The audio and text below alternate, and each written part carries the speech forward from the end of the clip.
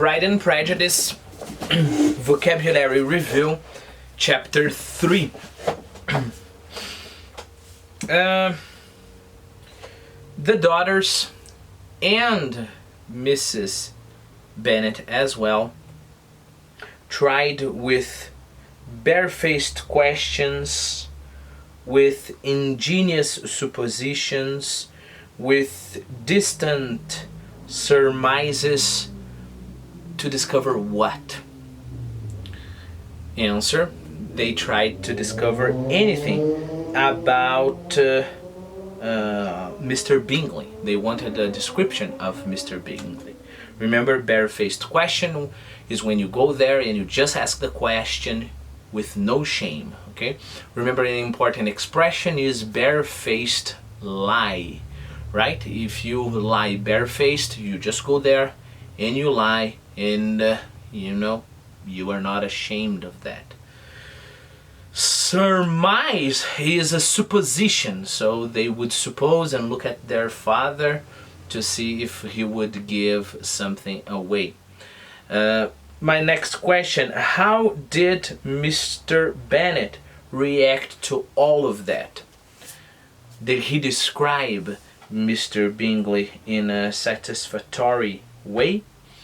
Answer: no. He was able to elude all of those questions. So elude is another very interesting and important expression here.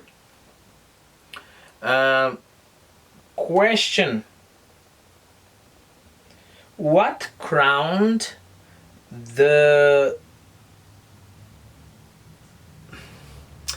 all the qualities of Mr. Bingley? Look, he was young, he was wonderfully handsome, he was extremely agreeable, and what crowned all of that? Answer: what crowned all of that is that he meant to go to that party, to that assembly, and then people would be able to, meet him, right? Remember, crown is the thing kings and queens have on their heads, but you can also have this idea of, for example, a fantastic party, right, with nice music, nice food, elegant and beautiful people. And what crowned everything? I don't know. The presence of a famous person maybe crowned everything. I don't know. Okay. Who had lively hopes in relation to Mr. Bingley? Well, I think I have to say that almost everybody, around there had lively hopes. Remember, lively is full of energy and full of life. Okay. What? Fall in love and very lively hopes, Mr. Bingley's heart were entertained. Well, I was going to make up a question about entertain, but I think I'll give you the definition or examples. Keep in mind that entertain is not only to give entertainment, right? Lively hopes were entertained. So lively hopes were held, right? Take a look at this. You can entertain an idea. You can also entertain a few illusions. Of course, we've talked about all of that. Okay. Let me see if I have any other questions. Yes. Everybody but Peter will go to the party. My question is, will Peter go to the party? Nope. Because Peter is an exception there. One more usage for but. Take a look, where is it in our story? I really don't know, but take a look at this sentence. Hopes that lasted but a moment. Which meaning is it for but here? But like however, or but like except in the example I gave you? Answer: none of them. We have a third meaning for but that is merely, only, just, right? Hopes that last but a moment, merely a moment, just a moment. I was trying to find in our story. Take a look at this sentence. If I can but see one of my daughters happily settled at the Netherfield, said Mrs. Bennet to her husband, and all the others equally well married, I shall have nothing to wish for. Okay? If I can but see one of my daughters married to a guy like that and all of the other daughters settled, I'll be happy. Okay? If I can just only see.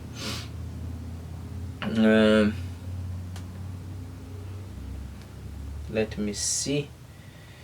For they had the advantage.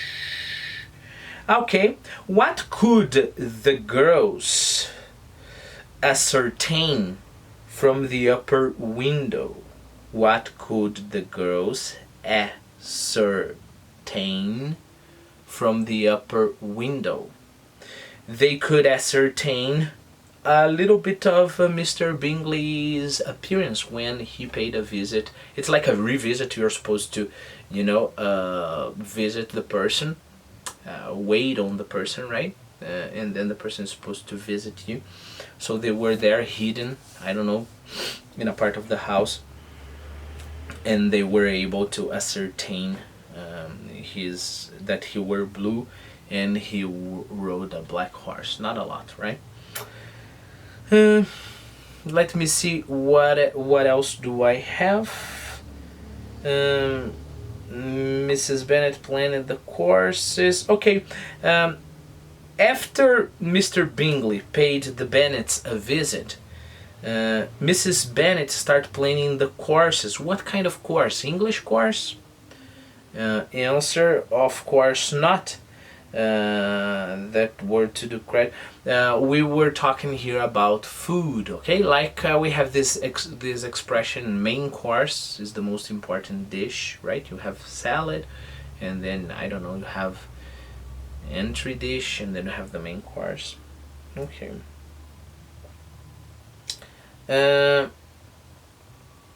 What deferred all of the plans for the main course, for cooking, and for preparing the house to receive Mr. Bingley in the next visit?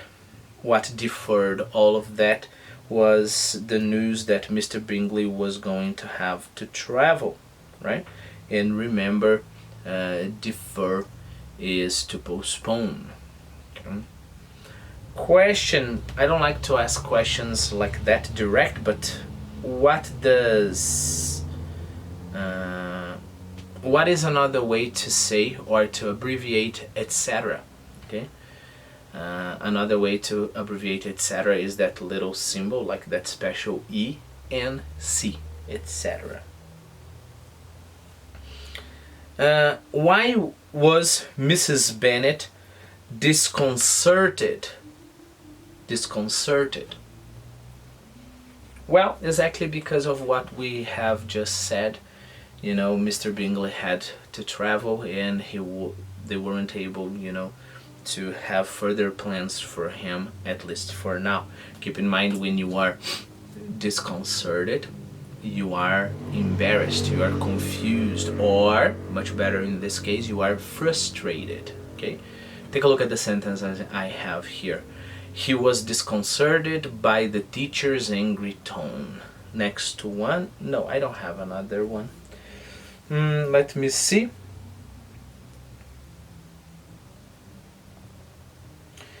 Okay, they found out that Mr. Bingley was going to bring a party to the party. And my first question is, how is it possible to bring a party to the party? Answer: because a party can be like a group of people, and a party can also be an event where people have fun, right? Keep in mind, a party can also be a political party. There's a very nice t-shirt that says Communist Party, you know, and you would imagine Communist Party like the political division that is communist.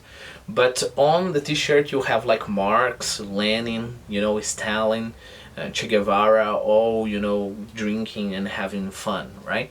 Why is that t-shirt funny? Because the t-shirt is playing with the double meaning for party, right? Party as the political party and party as woohoo, let's party, right? So here we also have another meaning for party. Okay, so the girls knew, or the girls discovered that Mr. Bingley was going to bring a party to the party. At first, why were the girls grieved?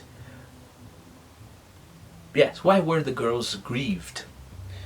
They were grieved because they found out the party Mr. Bingley would bring had a large number of women, of girls.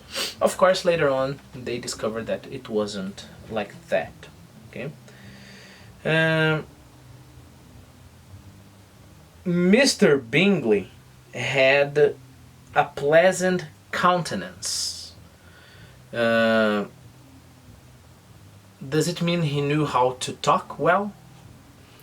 Answer: not necessarily, because countenance, we're talking about the facial expression, right? I put a lot of countenances in our Quizlet. Let me see. Mr. Darcy. No, what kind of mien did Mr. Darcy have? This is quite hard, I know it's unfair, but don't worry when the questions get too hard, just don't answer them. First try, but don't answer them and I'll give you the answer.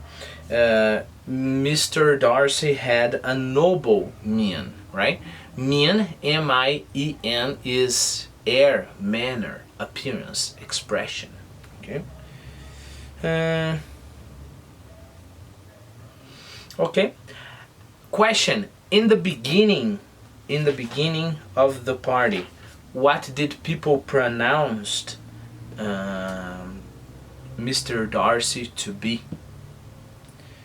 They pronounced him. Answer.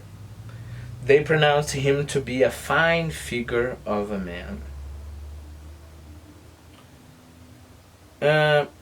Question: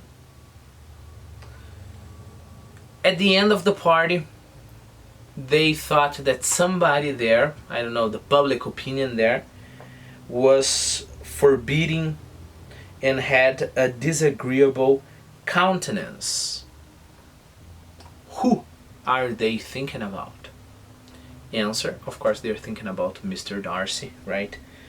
Keep in mind that forbidding is unfriendly, alright? Or even threatening, just like as if the person forbids you to talk to her. And disagreeable countenance. Remember, countenance, we're talking about the facial expression. Disagreeable, not pleasant, so you got the point, right?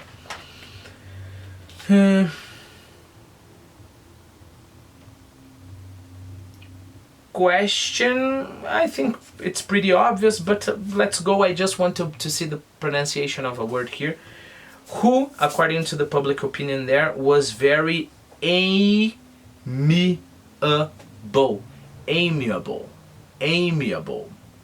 Answer: of course, Mr. Bingley was very amiable.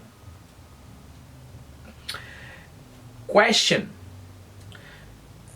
at the party, you know, at the ball, there was a scarcity of something. What was there a scarcity of? Answer: there was a scarcity of gentlemen, alright? So that's why many girls, including Lizzie, didn't have a lot of people to dance with. Of course, Lizzie is beautiful, but you know, there were too many girls and just a few men. So there was a scarcity of men. Let me see. Question: what is a much more everyday way of say insupportable? Insupportable. Answer: unbearable, much more common than insupportable.